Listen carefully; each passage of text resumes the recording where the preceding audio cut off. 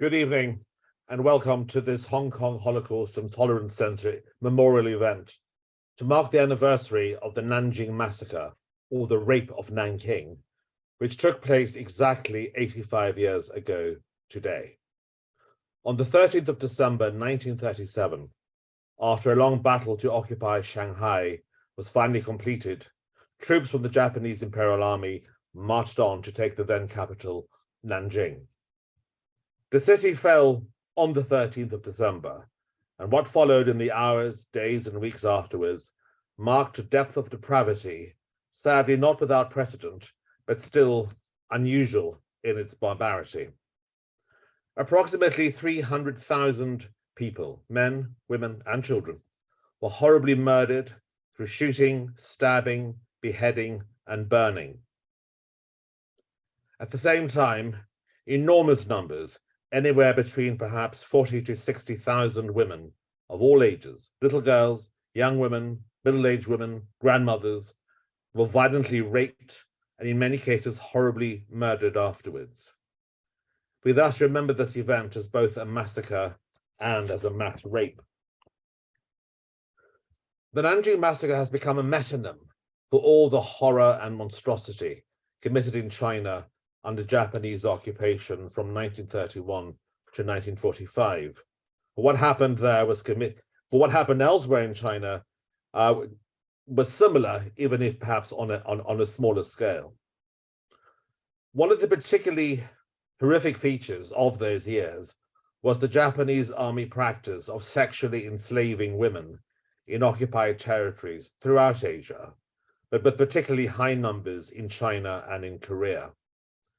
After the war ended in 1945, these women received little, if any, support or help, and were never compensated.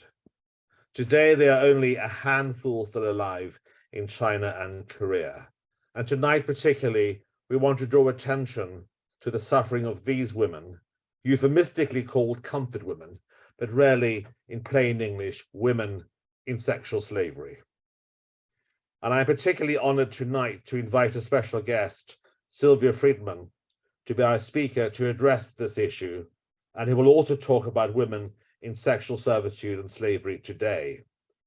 This wicked practice is not only a feature of warfare, but is common throughout the world in peacetime too, even today. Sylvia Yu Friedman is an award-winning filmmaker. She's a much published author with Penguin House, Random House Penguin, and she's a television host. Her most recent book, A Long Road to Justice, Stories from the Front Lines in Asia, is shortly forthcoming from Penguin. And she's written a number of books on the subject we're discussing tonight. One, Silence No More, The Voices of Comfort Women, which is the only journalistic account of the Japanese military sex slavery during this period. She's also authored a book called Heart and Soul, The Life Story of Pastor Augustus Chow. Sylvia was awarded the Global Top 50 Women in Sustainability Awards in 2022 by Sustainability Magazine. And she serves as a member of the jury for the Asian Academy of Creative Awards in the documentary category. Currently, Sylvia is writing books and also appears on television and in various projects. Sylvia is very importantly an activist in the area of modern day slavery, whether it is slave labor and sexual slavery. And what we're going to do now is show you two short clips from a documentary film Sylvia made called The River of Healing, which she made with a Japanese team on reconciliation between China and Japan. And then my colleague from Hong Kong Baptist University, Professor Martin Chung, will speak to Sylvia in more depth about after Sylvia has given her presentation. So thank you very much.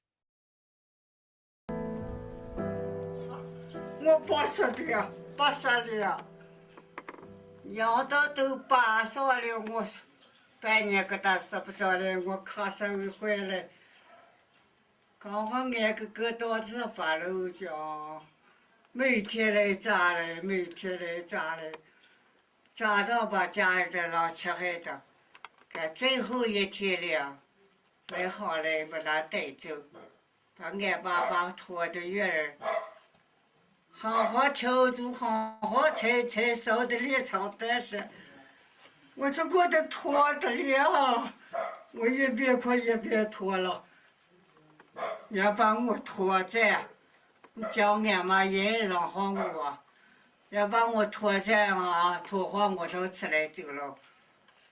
俺爸爸时候在月儿。丢俺妈把我也不知好的那个住了6、7天，好的不得，咱不知道人是哪儿啊，不得何家儿，赶屋的小要过来些，人是在疙瘩好了，睡的，就得，不得何家儿人睡小觉了就觉了，住了4、5天，俺娘好好面的子弹把我买出来好的喝的。在人后头强强家住了2天，给了个钱把我送回来。送回来，俺爸爸时候，他都喊的块儿还那没了。就是俺妈和我，俺哥哥呢就跑到不在家了，跑到不在家他就不敢回来，把家儿收藏了。没办法，我后头了我。在家里住了睡了1夜多呀，慢慢的好了。俺妈时候也让换人让换家都把俺爸爸那没了。我王房不答应，谁也不说。人家让我说在那个家来，我说俺跟人留黑黑来，再不说了，这叫再不说，搁这儿走家人还没那些的说了，这年了。我叫你都81了，我啥13时候。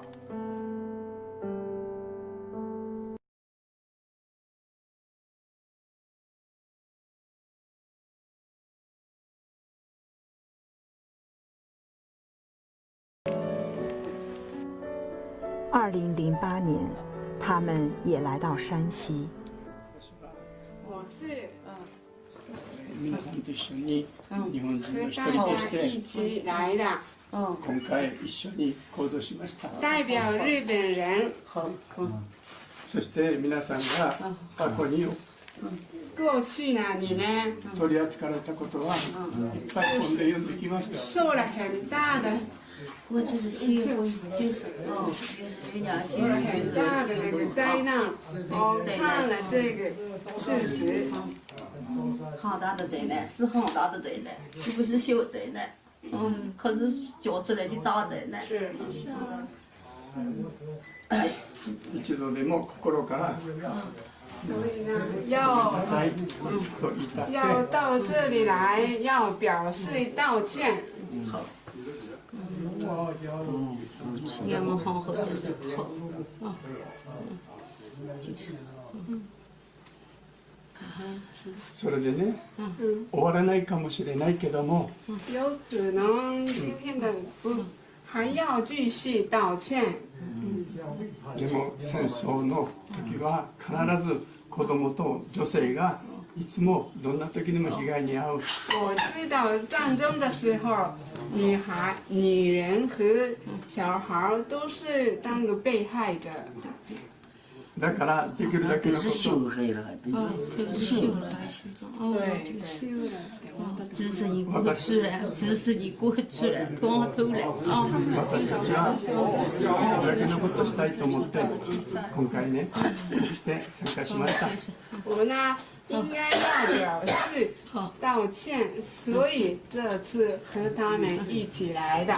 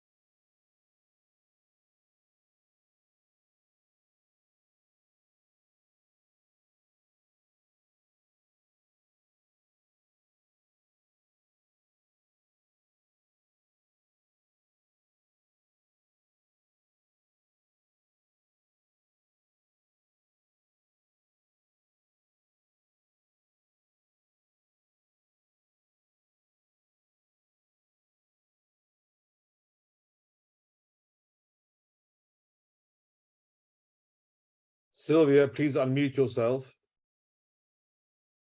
Okay, can you hear me now? Sorry about that. Yeah, I, now we can hear you. So start Yeah, again. now you can. Okay. I was crying at the second clip of the Japanese reconciliation team. I watched that hundreds of times because I've campaigned and I've showed that in schools and universities, and it just never fails to strike a chord. So thank you for inviting me. You'll just have to bear with me for a few seconds while I thank you. So I'll just start again. You didn't hear the whole what I had just said, right? Okay. No, we only heard you now. Okay. Well, thank you. Thank you to the Hong Kong Holocaust and Tolerance Center for inviting me to commemorate the 85th anniversary of the Rape of Nanjing, or also known as the Nanjing Massacre. Glenn had done an intro, but it began on December 13th. I'll just say a little bit more. It began on December 13th, 1937, and ended 6 weeks later in January of 1938. The wounds of the Nanjing Massacre are still felt today and had a traumatic impact on generations of Chinese and on the global Chinese diaspora. And likewise, Japanese war crimes, such as wartime sex slavery and Japanese colonialism, has also had that impact, hence my tears.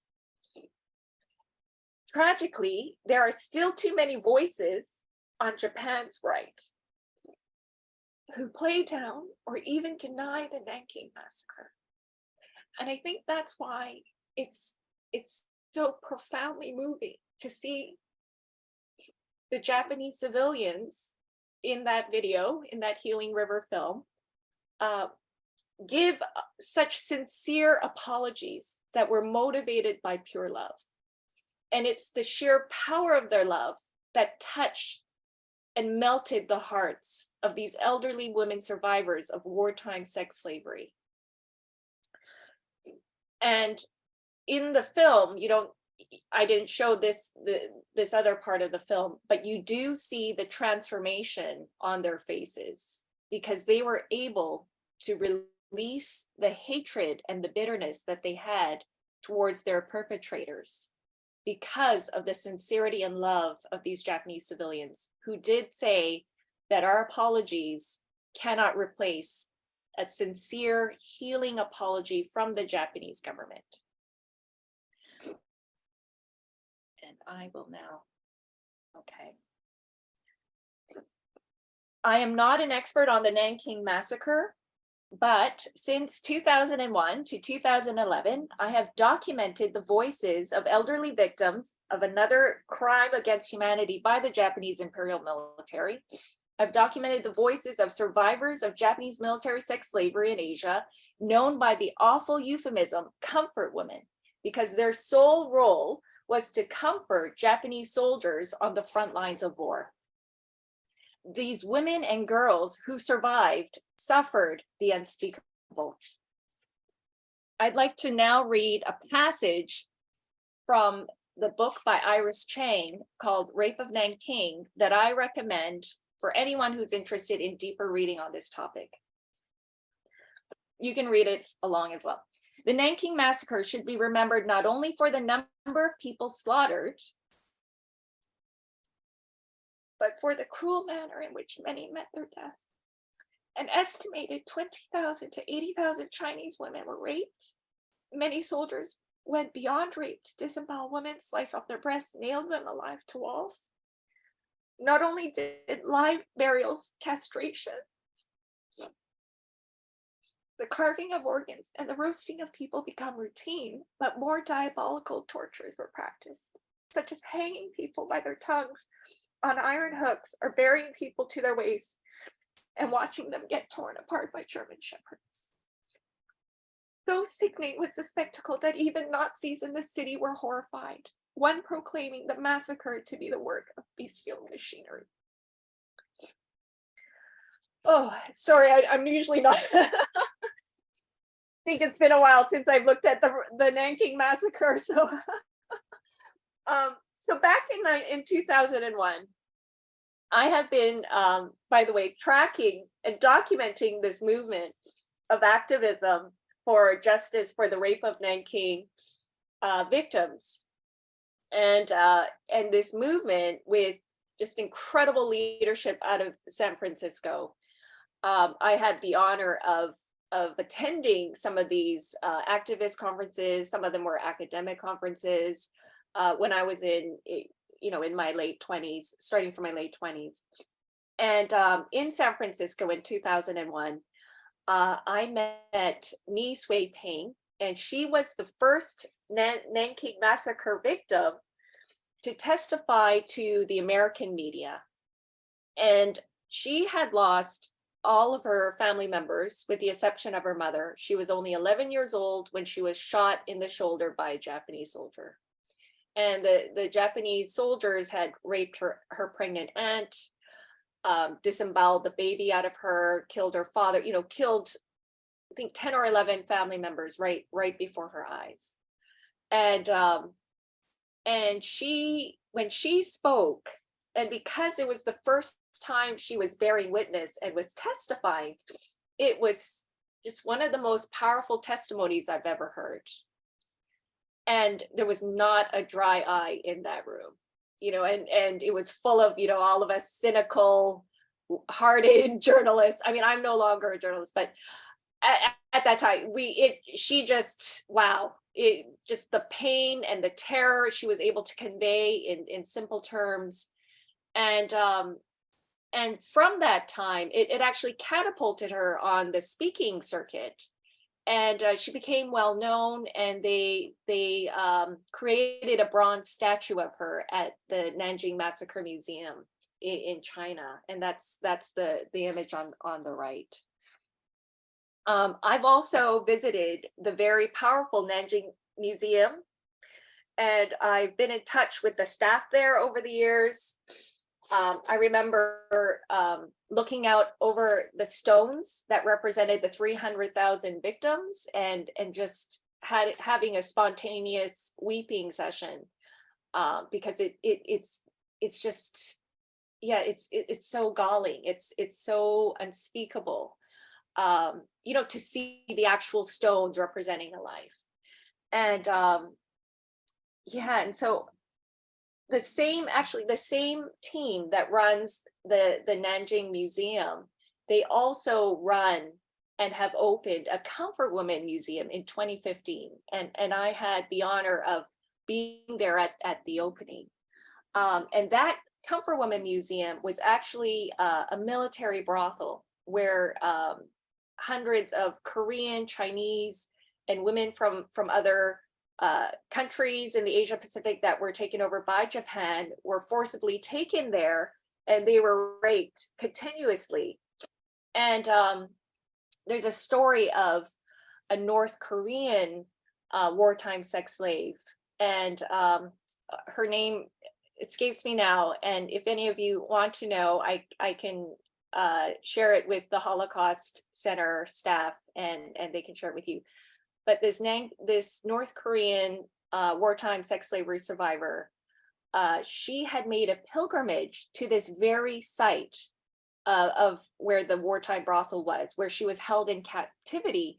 And she had made the pilgrimage in the 1990s when she was in her early 70s.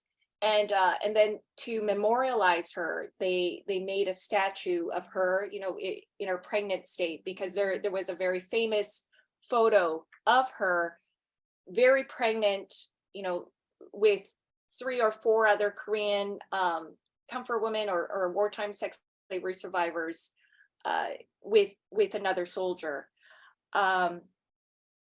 Also, some of the activists from wartime who are focused on wartime sex slavery were invited to share their findings and strategies with the Nanking massacre activists. So there was a lot of trading of information that was going on. And I'm aware of today several leading activists still in North America who used to be focused on fighting for the Nanking massacre back in 2001, but they are also doing both now. So they're fighting for the wartime sex slavery victims and for Rape of Nanking. And these activists, their trailblazing work has brought powerful awareness to the next generation in the West that touches on the importance of telling untold stories of history, on racial identity, which I identify with, on generational wounds, and more.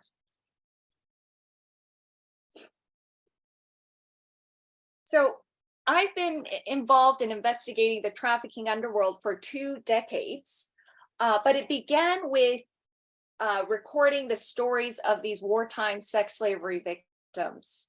I began to see similar patterns in modern day slavery and sex trafficking in Asia. And it was through my philanthropy work initially, where I met frontline workers, that we were funding their program, and I was doing site visits on behalf of family offices throughout China. And I began to see that the same tactics that the Japanese military used, such as the use of deception, coercion, promising jobs, targeting minority groups that were considered racially inferior and vulnerable, impoverished families. But it was in my teens when I first learned about these women, about these girls and women who were my age when they were tricked and deceived into this forced sexual slavery for the Japanese military. And it was my mother who had read an article in a Korean newspaper about Kim Hak-soon, who was the first Korean survivor to come forward in the international media to testify after being silent for 50 years. And after my mom told me this story, this untold chapter of history, I went into my school library. And I was in the 11th grade at the time, and I was a World War II buff. I loved reading about World War I and World War II because of the extremes in human nature. It brought out the best of people and the worst of people. And I was just incredibly shocked to see that there was no mention of any Asian women, of any forced prostitution in any of my history books.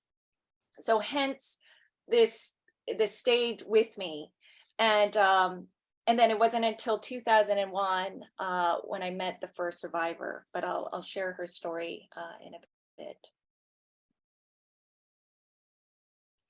So there were up to 200,000 victims, girls, women, all over the Asia Pacific.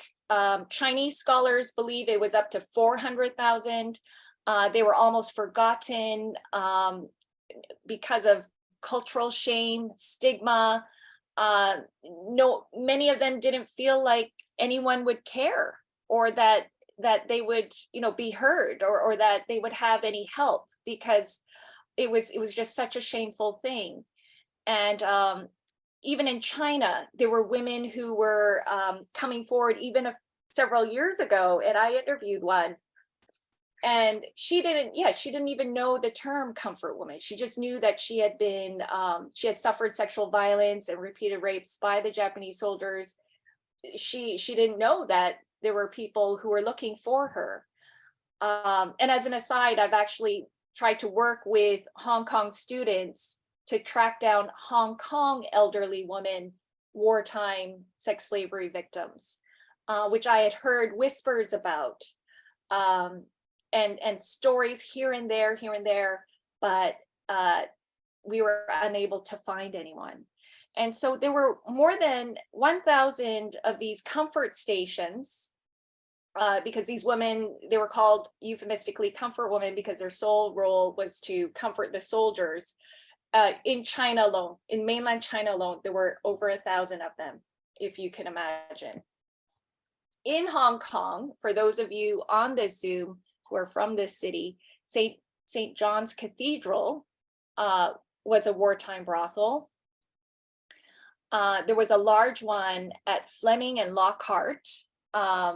Interestingly, that's the heart of the red light district, where modern day sex slaves from the Philippines, Russia, Latin America, and so on are forcibly trafficked in through deception and held in place through debt bondage or threats to their family and so on. Also, St. Stephen's Girls' School in Pok Fu Lam was a comfort station, but they tried to play that down because it's a very shameful thing and there's a lot of stigma around it. So this is Kim Hak-soon. She was the first to step up. And it was in 2001 that I met Kim Sun-dok. So from high school, I still had this, the story of these women and girls my age, and I felt this profound, feeling of, whoa, it could have been me. Had I been born in Korea at that time, into that family, in that city, it could have been me, and that had such a frightening effect. I really, it was a sobering thing.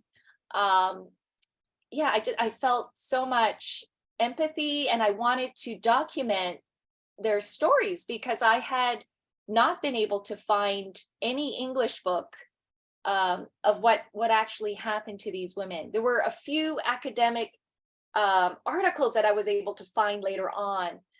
So that became the impetus that I wanted to, write these stories down. And I had seen, the success of the Holocaust activists and literature out there. And in high school, I had a Holocaust survivor speak, and it was just such a profound, profoundly life-changing kind of moment. And I felt like, wow, this Holocaust survivor is a walking history book. So when I met Kim Sun-dok in Washington, D.C., I actually flew out. I made a decision at the drop of a hat, and within 3 hours, I was driving from one city to Seattle, because that was the only flight that the next flight that I can take into Washington, D.C. I didn't even have a hotel booked or anything. And I just felt like, you know what, this is like a divine mission. I gotta go. And then the next day I sat down with her, and she shared her story about how she was deceived. She was promised a job as a nurse. And then she was repeatedly raped in Shanghai. And then by the end of the war, she was able to make her way home. And she still had physical impacts. Her reproductive area was destroyed. She still had trauma. She was 80 something. I think she was 83. She still had intense trauma. She couldn't really look at me for long periods of time. She was fidgeting. She was looking everywhere. And I was surprised that near the end of the interview, she said, "Please tell my story to the world." And I asked her, well, why? Is there, I just wanted to know her answer. Why would you want me to tell your story to the world? And she said, "I don't want this to repeat again." And I asked her, how do you feel about the Japanese? And she said, that she knows that there are good younger Japanese, the younger generation, and she's just upset and angry at the Japanese government for not giving her the sincere healing apology that would bring closure to what she had suffered. And even after going home and being freed of the military sex slavery, she was in another prison of silent suffering. She was silenced for 50 years until Kim Hak-soon was the first to come forward. And then because Kim Sun-dok saw Kim Hak-soon in the media, and somehow they got together and were able to talk, then Kim Sun-dok got the courage to go forward. And most of the survivors who did come forward, and many more will not, and they'll take their secrets to the grave, they attribute the reason why they step forward courageously, despite the stigma, despite any potential backlash, and it's they all point to Kim Hak-soon, this courageous lady, who near the end of her life was selling socks on the streets. You know, she was eking out a living, living, you know, hand to mouth. And that breaks my heart. And also, I mean, this is an aside, and I hope it's not offensive, but also I've heard, you know, some Holocaust survivors struggle in Israel, and that's something that I wish I could do something about as well. So Wan Aihua, she was a mainland Chinese survivor. She was actually a muzai. She was a child slave before she was taken into captivity and forced into sex slavery by the Japanese military. So she went from one form of child slavery into another form of sex slavery. And so when I met her in 2004, sorry, in Shanghai, she fainted because she was telling her story, and then she just had some kind of traumatic episode, and she fainted, and we just, you know, gave her some space, and then she was able to carry on hours later. But the trauma of this woman and the pain in her eyes, you know, I'll never forget that. It scarred her. It's destroyed her for life. And that's why that kept me going, that I needed to write down, you know, more of these stories for the next generation so that history won't repeat again. And another element of what I discovered as I was reading more about these stories was I felt something. I felt generational pain, trauma, distrust towards the Japanese, you know, early on. And I remember writing about their stories and feeling hatred like coursing through my fingertips as I'm typing it out. And it was a shock to me because I had grown up in Canada. I didn't feel Korean at all. In fact, I had experienced some racial prejudice when I was young, you know, being called a chink, and me feeling very mad because I'm not a chink, I'm actually Korean. And that was very, you know, just very painful, very awful. So I tried to, you know, distance myself from my Korean identity, and you know, just tried to not to speak Korean and all that. But when I read about this issue, I really felt like, wow, you know, I can't run from my DNA. You know, I'm Korean in my DNA, because this really bothers me in my cellular level. Like, I can't explain it, like in my soul, in my spirit, deep in my heart. It's like, you know, the Jewish psalmist who says deep calls unto deep. And yeah, I began to think about, oh yeah, like my great uncle spoke fluent Japanese. My father spoke fluent. I mean, he spoke fluent Japanese for another reason, because he was working at a Japanese company. But my great uncle, who you know, was of the generation where he remembers the Japanese colonial time, and he went to school, high school, during that era, and was you know, remembers feeling ill-treated, you know, by the Japanese teachers. And he never bought a single Japanese product or car.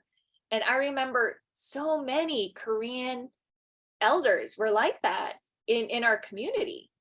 And it was the same in the Chinese community. And there were whispers, oh, don't date Japanese men, you know, oh, you know, they're awful. And there was like a distrust, like the Chinese and Korean communities would mingle and get together, but the Japanese community, they were always kind of isolated, and no one really, you know, intersected with them. And this was something that I was really interested in exploring because of what I personally experienced. And in 2008, someone invited me. I was still living in Beijing at the time, where I had lived for about 7 years, to be closer to, you know, researching the Japanese wartime sex slavery. But I was also working for family offices and, you know, giving funding and managing funding for migrants for some of the earliest anti-trafficking projects in China, Thailand, and the region when they were just beginning, and to the HIV/AIDS sector as well, where I saw a lot of the modern day women forced into trafficking who were getting AIDS and were either dying of it or getting really, really, really sick. And so in 2008, a friend invited me to Hong Kong and said, oh, you know, there's a Japanese reconciliation team that wants to do an apology, and they're going to apologize for the Nanking massacre and for comfort women, you know, Japanese wartime sex slavery. I think you should come because you could be the Korean representative. And I was thinking, okay, well, I have to go anyways. So I went, and so they apologized first to the Chinese, the Hong Kong Chinese in the church. And all of a sudden there's all this weeping, and, you know, everyone's like wailing, and just, it's guttural. And then it was my turn, and they turned to me, and I was stony faced because I thought, hey man, I don't feel Korean. I'm like a white person. I grew up in Canada. Like, I was like, yeah, try me.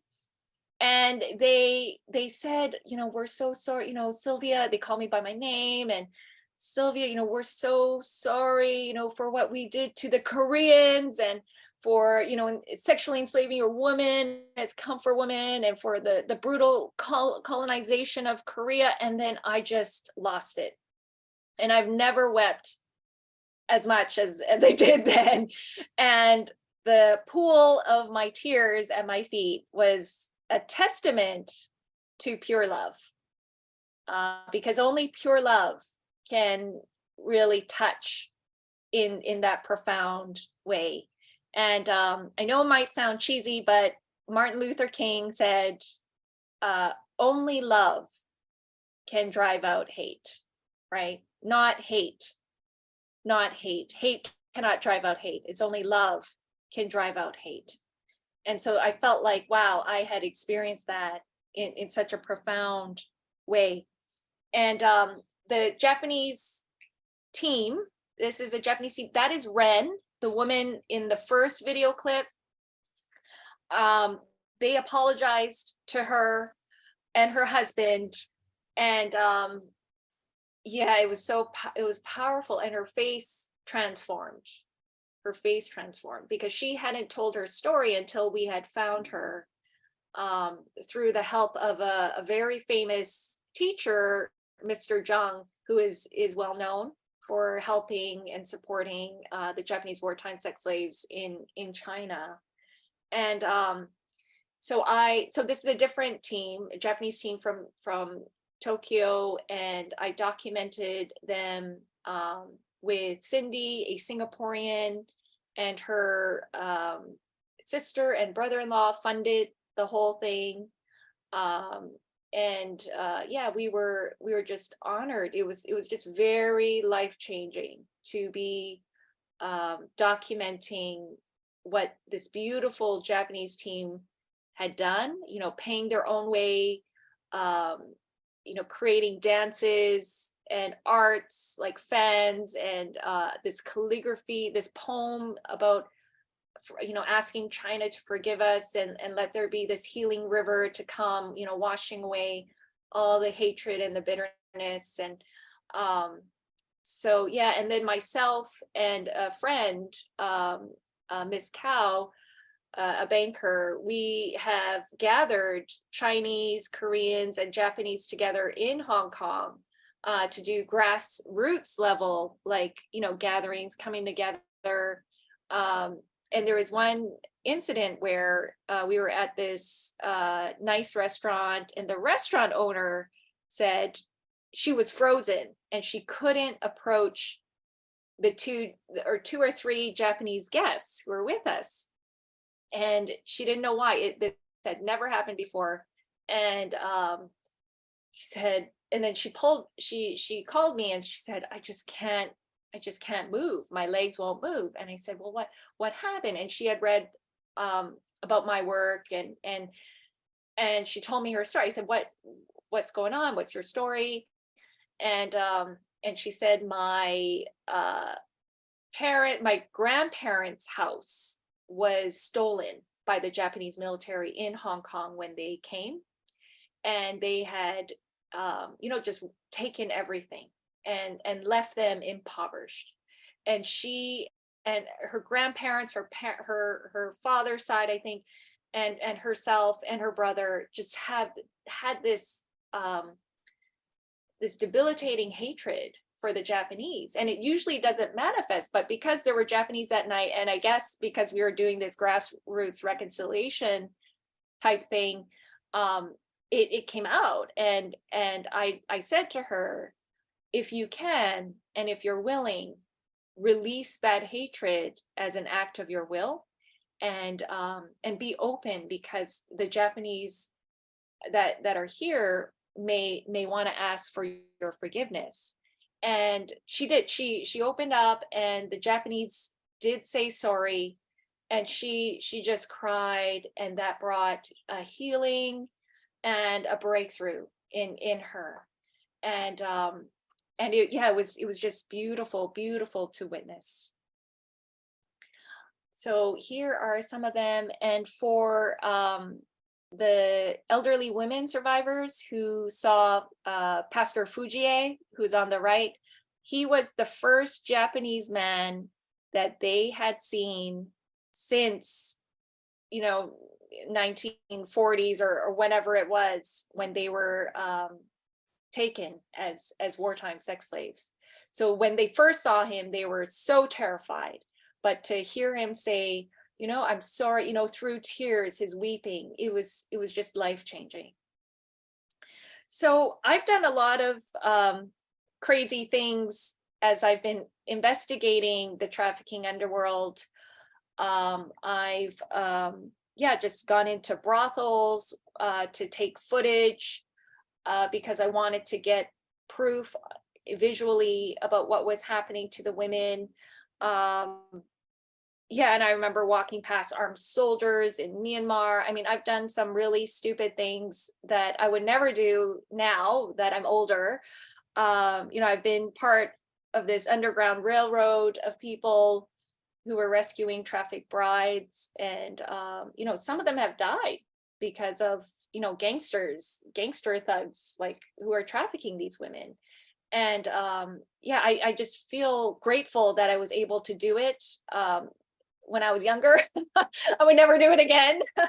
And in one case in China, near the border area, I had a near-death experience, and a frontline worker had advised, we went to this really notorious red light district, and it was just so dark because there were no street lights, and it was just way in the boondocks. And I remember the frontline worker said, "Oh, Sylvia, just pretend you're texting a friend and just walk into that alleyway and and pretend to get footage." And I remember thinking, it doesn't sound very safe, but I thought, well, you're the expert.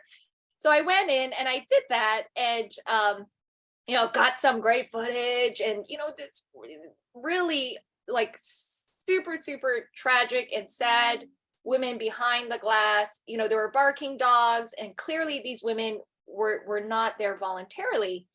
And anyway, so I thought, oh, we're scot-free. I like gleefully jumped in the car and I said, yeah, let's go. And then we were surrounded by thugs and mama-sans who were screaming and accusing me of uploading video that I had took of them on Weibo, on China's Twitter. And I had to say no. And before I got out of the car, I deleted all the footage, which was a miracle because I'm not, that tech savvy.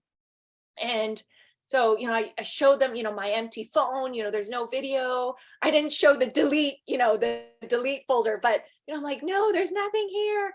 And someone, one of the thugs said, the police are coming, after like, I don't know how long, maybe 10 minutes of this yelling and going back and forth, and my life is flashing before my eyes. And I thought, oh my God, my body's going to end up in a ditch and I didn't even say goodbye to my loved ones.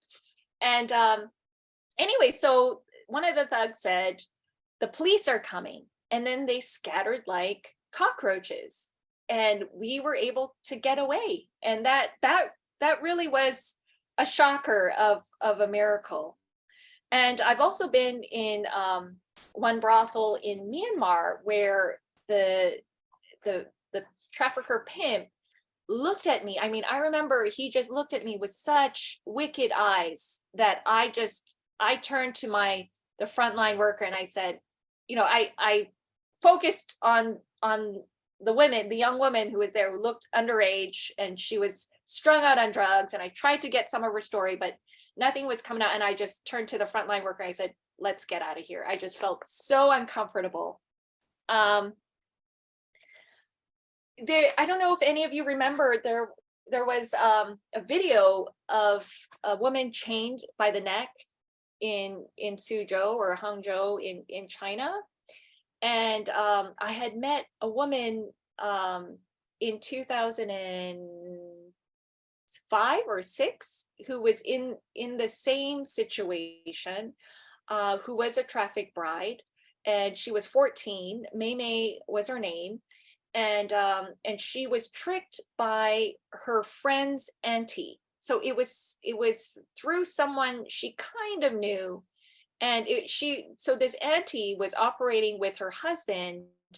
And so, you know, Mei Mei had gotten into a fight with her father about school. You know, her father wanted her to drop out so that her brother could go to school in the near future.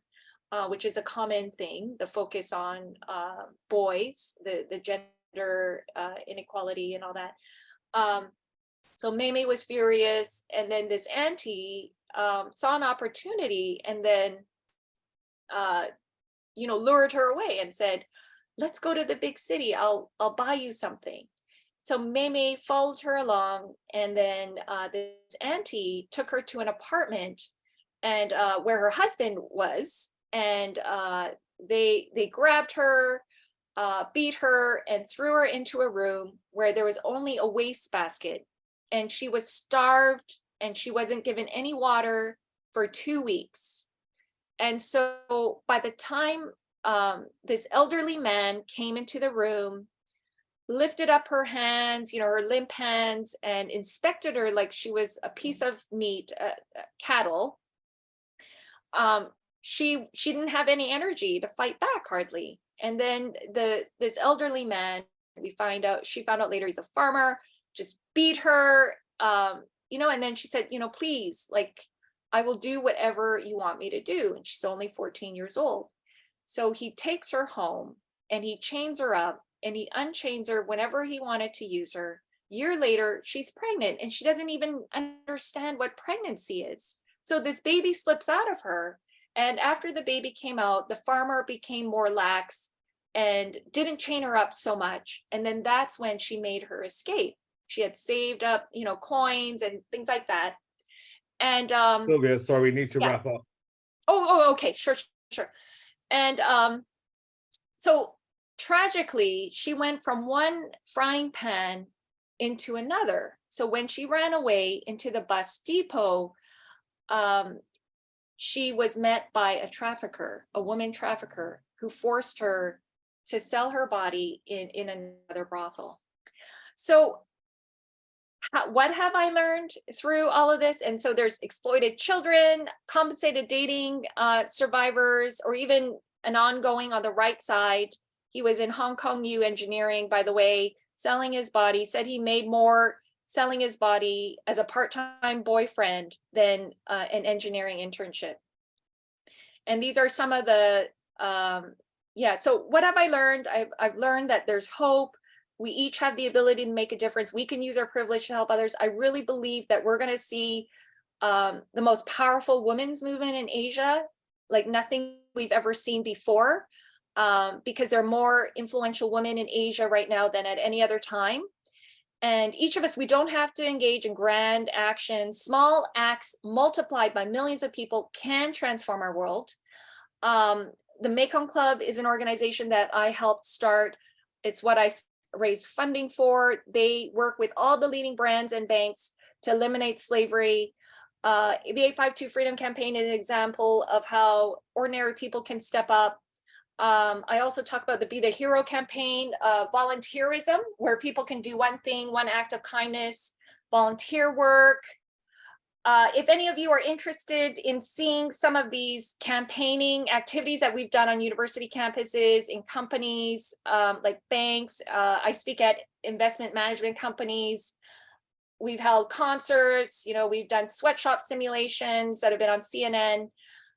We've done prayer, art that has gone global, actually. And so I dream of raising up more volunteers to do something about these women, and we can link it to the wartime sex slaves. And there are only less than 15 or so women in Korea, and I'd say around the same number of survivors. They are dying. Time is running out. This is my book that I wrote about all the experiences of investigating the trafficking underworld, from historical military sex slavery, you know, of the comfort women, to the modern day. And we're now developing a TV series with a company. And yeah, I'm just really excited to reach more people, like Schindler's List, that catapulted the Holocaust to a global stratosphere. And I hope that we can do that with the stories in Asia, because not many people in the West understand that the Japanese government hasn't fully given an apology that has satisfied the survivors of Japanese crimes against humanity. So with that, I'm humbled to be here. Thank you for listening. This is just my mission. I'm not an expert, but I'm just an ordinary person who has done some foolish things at times, but I've been able to document it. So that's it. Thank you.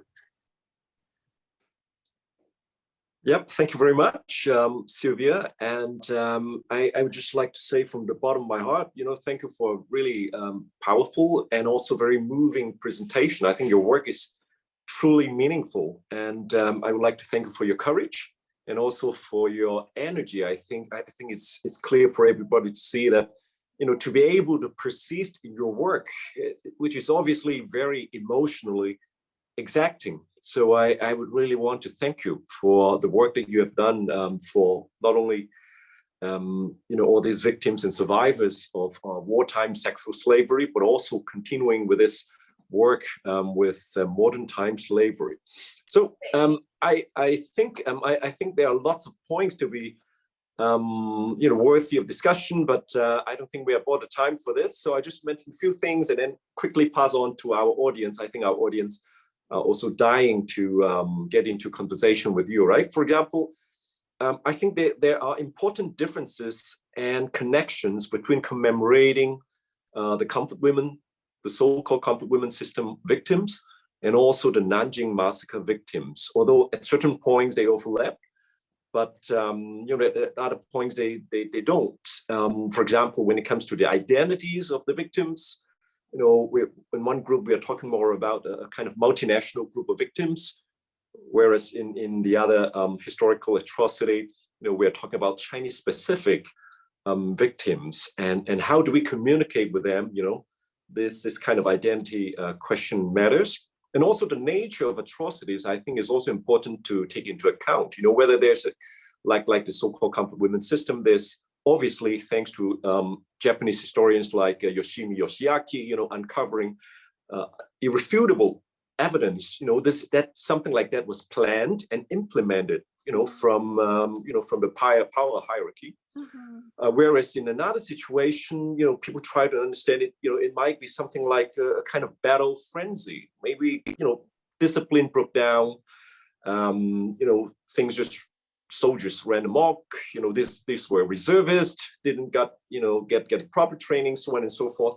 I think it's important, if we want to draw lessons from these different atrocities, in order, you know, we need to talk about the nature of these different aspects. Finally, you know, linking between these atrocities in the wider historical context. I mean, diabolically as it may sound, the comfort women system was actually thought of as a kind of solution to exactly the kind of looting, rampage and gang rape that took place in Nanjing, right? And how would even people think about it? Rational people planning and all, and I think all of this were important, not just for unless we buy into the illusion, I think that to think about all of these were just possible because they were done by the Japanese. I think your work, continuing looking into modern day slavery shows precisely that it could be us. Just now you mentioned this very powerful personal testimony about looking at the Korean survivors speaking. It could have been me. If I were born then, I think for us it could have been us. Looking at this monstrous things that Japanese men have done, it could have been me if I were in such a situation, right? So I think all of these are important, but like I said, we should, I don't want to dominate the time and quickly pass on to the audience, and I'll just say a few words in Cantonese or Mandarin. 大家好啦，咁雖然今晚咧我哋成個嘅講座分享都係以英語進行咧，咁但係如果大家有一啲問題咧係想用中文提出嘅話咧，可以寫低啦喺我哋嘅 Q&A 或者個 chat box 嗰度，咁我哋會嘗試做翻譯嘅。OK，虽然今天晚上的我们那个演讲是用英语举行的，但是如果各位现在有一些问题，希望用那个中文提出的，也可以写下来，我们的工作人员将会协助的那个进行那个翻译。谢谢你的理解。Okay, so time is limited, so if you have a question, please quickly, drop a line on the chat box, and I will try to see if I can help with that. Okay. While waiting for any of these questions, I'll just quickly raise one to our speaker. I think part of your work that is really moving is to try to connect, let's say not perpetrators directly, but the descendants of perpetrators or those who are related to the victims themselves. How difficult was it? I don't think you could just go in and say, hey, I'm bringing a Japanese man, he wants to talk to you, right? How do you overcome this initial resistance? Well, because they were, I think, shocked that there was a Japanese man and Japanese people who wanted to apologize. And so I think they were open because of half curiosity, half because it had consumed their entire lives. And so, and I have to say that none of the Japanese people who have ever apologized to me or anyone, and it happens regularly actually in churches, they are not descendants. They're not descendants. But actually, I'll just raise this, but and it's too short to go into, but my great-grandmother on my maternal side, brother, younger brother, so he's a great uncle, he graduated from Meiji University, and then he was supposedly a general in the Korean division of the Japanese army, and he was stationed in Manchuria in the 1930s when the comfort stations, the wartime military brothels were, it was first thought of there, and they were expanding it in Manchuria. And I had planned to interview him, and then I was forbidden to do so by another Korean relative who said, he has a brain tumor. You're going to kill him if you ask him that question. But he was actually open to telling me. And then he died, like, I don't know, six to 8 months later. So I never got to hear what he would have said. And I just, it kind of haunts me. And so I think that is why I also explore like the Japanese soldiers who were repentant in my writings. I want to know, what was their transformation? And for the Japanese soldiers, the 3 of them that I interviewed, their transformation came because they were treated so well in Fushun in China and were given amnesty compared to being brutally enslaved and exploited and mistreated in a Soviet gulag, where they were just dehumanized beyond, it was beyond anything that I had ever heard. So anyway, I'll let the audience if thank you. Yeah, thank you. We have a very good question from Irene. She's wondering how do you, she wants to thank you, but also how do you cultivate your emotional resilience? You're dealing with very traumatizing kind of materials, and we know the tragic story of Iris Cheng herself, and how do you cultivate? How do you strengthen yourself for such a taxing task? I take breaks. I mean, Okay. I haven't looked at the Nanking massacre in like years and years and years. So even when I was, going through it, like even right before I came on, I was crying because, and I'm surprised that I am, because, I'm not Chinese, but I think there's something that strikes a chord because the Koreans have experienced brutality, during the Korean or the colonization by Japan. And, with the wartime sex slaves, many of them were Korean. I mean, they were women from all over the Asia Pacific, I want to stress.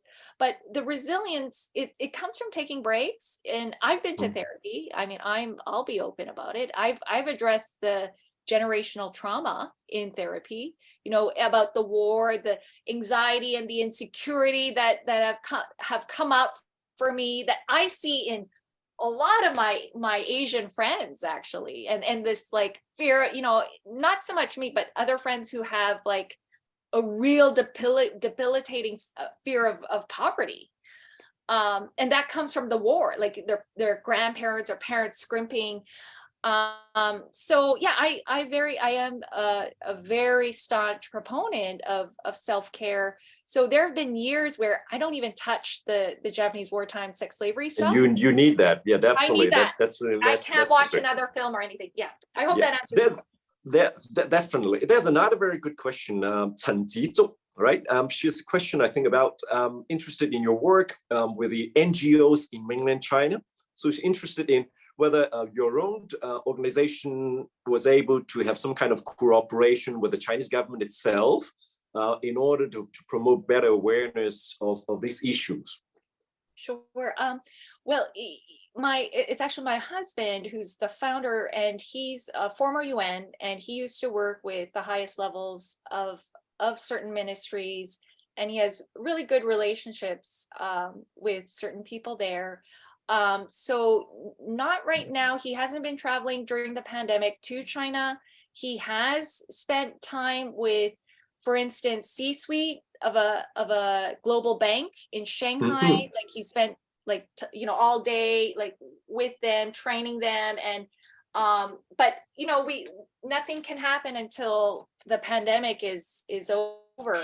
But we believe in engagement with China, and I've lived there for 7 years. I see. And I think just now, while listening to you, I think one thing you brought out very clearly also is this problem of distrust and hatred. The more one engages with such materials and this memory, the more likely one is to cultivate a kind of mistrust and hatred, right? And I think this is something possibly, having gone to Yad Vashem, to Jerusalem to learn about Holocaust education and memory, I think is something that perhaps Chinese or other Asians possibly can learn from this Jewish memory of the righteous, remembering the righteous among the nations. I remember a rabbi telling us how memory is a very curious energy. It can build and it can also destroy. And remembering the righteous, many of these Japanese men and women who try to help victims and survivors fight for justice, fight for truth, people that who have been mentioned in your work a lot. I think that might actually help with dealing with that kind of a problem of instead of cultivating reconciliation and healing, it could go into the other direction of hatred and distrust. I think we have another question here. Let me just quickly look at the chat box. I'll just quickly say that please, actually, when I've shown the Healing River film about the Japanese reconciliation team, I always have at least 2 people weeping and saying they're ready to forgive the Japanese because of the example of these beautiful Japanese people who said sorry. And so my campaign actually became, and they count more than any of these prime ministers or politicians visiting Yasukuni Shrine, right? Exactly. But my campaign actually became a let's forgive, let's get rid of our racism or discrimination towards the Japanese. Like, let's get rid of our generational hatred. I mean, I didn't expect that. but that's what happened. Oh, sorry, go ahead. There's another No. question. Yes, I think, well, we have a couple. One is from Ming Xi, I think from the University of Macau, if I'm right. He's very, just let me quickly look at it. He thinks that you're very brave, to speak and publish, books about, comfort women and Nanjing massacre. You talk about reconciliation with Japanese, but apparently there were also a host of the others who still deny it, meaning there's a lot of deniers, not Holocaust deniers, but Nanjing massacre deniers. So he would like to ask if you have encountered this kind of difficulty, harassment, after your work have been published. Yes and no, but I think because I've been encouraging people to let's have conciliation, right? Let's work towards that. If the government can issue an apology, right? But on a grassroots, let's not hold any kind of bitterness towards the younger generation. And so I don't know, I must occupy a weird space because I don't advocate hatred of anybody. And I'm not really an activist per se. I'm more of a documenter, a filmmaker, a writer. So I'm not even full-time activist. Yeah. Have your work been translated into Japanese? I mean, to reach a wider Japanese audience? It has. I've been sitting on it for a few years because actually I heard that if it does get translated in Japanese, then they might go nuts. But I don't know. I'm pretty laid back about it, and I have an approach of if it's meant to be, it'll be. But I'm just waiting for a nice Japanese person to come and help me. I've been sitting on it because I hope one is in the audience. Maybe one is in the audience. Maybe. Yeah. Another question from Charlotte. Again, all of them want to thank you, right? Because I just need to repeat this. So, have you come across issues like victims not willing to share their stories when you film your documentaries? Yeah. And what would you do if their mental situation were kind of unstable? How do you deal with this? Actually, only one person, and it was a survivor who started to freak out, but I didn't ask her to be on camera. And so by the time we brought the camera, they had identified the ones who were sound and were okay to tell their story without hurting them or hurting themselves. And so they vetted, and there were Christian pastors who were there, mature people who were, not young, immature people who were handling it, but actually very loving people, mature people who were in charge. So we didn't really have that. But early on, when I was younger, in my late 20s, I tried to interview a survivor, and she just started having a trauma episode. And I was traumatized initially, but I thought, you know what? That was the best education, because I experienced firsthand the after effect that even after 60 years that she has this deep festering wound. And I just, I whatever I was harboring, I let it go. And I was like, it's all about them. It's not about me. And I have to say, at the end of the day, it's about them. It's about the victims. It's about the survivors, and they're dying off. And, we had planned, some of us were talking, let's get Japanese government officials and the survivors. And it just never materialized because we were told that no Japanese official will come. They won't do it. So, I'm at a point where I'm like, I don't know what else to do. I guess I'll produce a TV series, I don't know. Yeah, I think, trying to wrap up as well, I noticed that, we are running out of time. I think what's really, really encouraging tonight, listening to your presentation, on one hand, the readiness of Japanese civilians to achieve what their political leaders, some of them at least, have failed to do. which is to issue an apology directly to the victims themselves. And this has brought healing, despite a very genuine kind of healing. Like you said, love melts, you know, and I think that that's very beautifully put. On the other hand, I think, you know, looking at how we are commemorating the Nanjing massacre tonight within, you know, the organization of the Hong Kong Holocaust and Tolerance Center, I think what's really encouraging for me as an academic looking into, you know, this problem of collective memory, collective trauma, is that I think this is what what is called multi-directional memory is about. You know, the success or the possibility of remembering one historical atrocity doesn't, you know, it's not a kind of zero-sum game. It actually helps other traumas, other victims and survivors articulate their own victimhood and to gain acceptance and recognition. And I think this is beautifully not put. That's beautifully put. Thank you. I think that is not competitive memory, but what is you know, Michael Rothberg called multi-directional memory. People coming together and you know, share about, you know, building new solidarity that wasn't there before. So with that, I would like to thank you once again, Sylvia. One more point. Sorry. Yeah, please do. Ukraine. So we definitely have another group. I mean, there were the Yazidis, there were the Boko Haram girls, and then now there's Ukraine, and it's men and women, boys. Yeah, and precisely. When trying to reread about, you know, accounts of the Nanjing massacre, you know, exactly, you know, Ukraine came to mind because number one, we are talking about in the Nanjing massacre, we are talking about reservists. You know, these are not, you know, well-trained soldiers, and they were in a terrible military situation, badly prepared, badly provisioned. Yeah. And all of a sudden, I felt it's like reading accounts of this Russian invasion of Ukraine, right? So I hope, you know, nothing like that. But precisely while we're remembering victims of the past, new victims are being created at the present, unfortunately. So thank you once again for your work. And may I now pass back to our host, Glenn. Thank you. Thank you for that brilliant Q&A, Martin. Thank you. Thank you, Sylvia. Sylvia, Martin, both thank you very much. Sylvia, particularly for your sharing your story with us on this important event.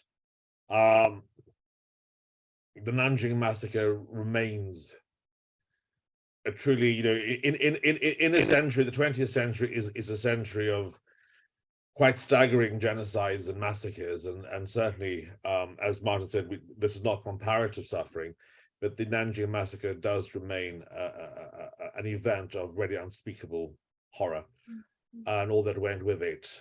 And as you said, the past, unfortunately, is never the past. What happened 85 years ago is happening in other parts of the world today. Yes. So the past, unfortunately, is always with us. I'd like to thank the audience for their participation and their joining us this evening on behalf of the Hong Kong Holocaust and Tolerance Center.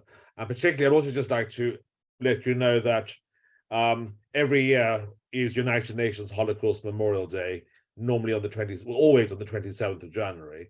But this year, well, next year, early January, that falls over Chinese New Year. So the Hong Kong Holocaust Tolerance Center will be having its memorial ceremony on the 17th of January. And we will be having a wonderful, remarkable survivor, a man called Pinchas Gutter, who was in Majdanek and in Buchenwald and in numerous and in Theresienstadt, a man who was in various camps. So I would invite you all, those who can. That event will not be screened. It will be put onto YouTube afterwards. It will not be live. But those of you who are in Hong Kong, please do join us on the 17th of January at the Asia Society of Hong Kong for that event. Yeah. So once again, Sylvia, thank you very much. Martin, thank you. And all of you, please, tonight is obviously an event, light candles and do whatever to remember those who were horribly murdered 85 years ago. Thank you so eloquently said. Thank you so much, Glenn. Thank you, everyone. Thank you. Thank you, Haley, and Simon. Thank you. Good night. Good night.